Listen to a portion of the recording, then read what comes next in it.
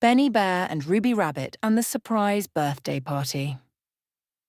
It was a sunny morning in Pinecone Forest, and Benny Bear was humming as he picked wildflowers. He didn't notice Ruby Rabbit hiding behind a bush with a notebook and a mischievous grin. Operation Surprise is in full swing, she whispered to herself. Tomorrow was Benny's birthday, and Ruby had big plans. She'd already enlisted half the forest. Marvin Mouse was making cheese treats, Penelope Porcupine was baking honey cakes, and the bluebirds were rehearsing a birthday song. All that was left was keeping Benny completely unaware. But that wasn't so easy. "Ruby, do you want to go fishing tomorrow?" Benny asked later that afternoon. "Fishing? No," she blurted. "I mean, maybe. I have to wash my ears." Benny tilted his head. "Your ears?" "Yes," Ruby said quickly. "They get dusty." He narrowed his eyes but didn't press. The next morning, Ruby arrived at Benny's den bright and early. "Happy Random Tuesday," she said, bouncing.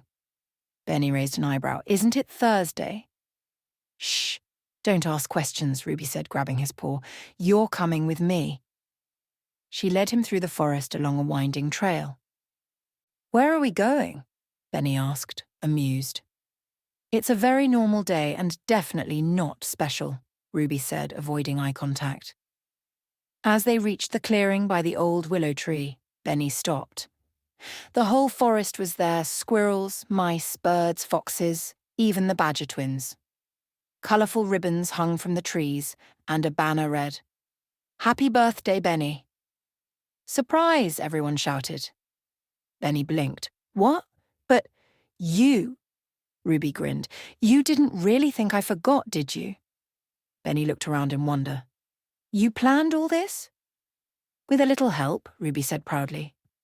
Marvin Mouse wheeled out a cheese tower shaped like a bear.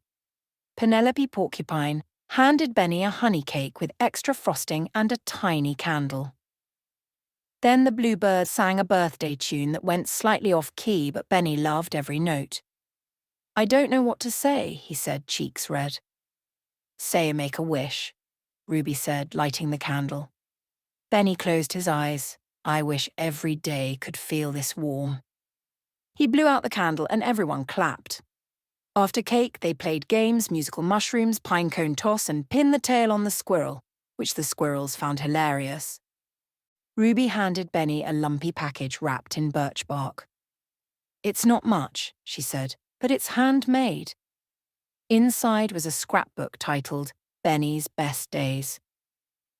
Each page had drawings, notes, and photos from all their adventures: the bus trip, the rainy day rescue, the falling star, the funny footprints, and more. Benny's eyes shimmered. "Ruby, this is the best gift I've ever received," she smiled. "I thought it was time we kept a record, for when we're old and need to remember how silly we used to be." Benny chuckled. "You mean how silly we still are." As the sun began to set, everyone gathered for one last group photo. Benny stood in the middle, Ruby by his side, surrounded by their forest friends. Just before the camera clicked, Ruby whispered, "Still think it's just a normal day." Benny smiled wide. "Not even a little." Click. The flash caught the moment forever: a bear, a rabbit, and the joy of being loved.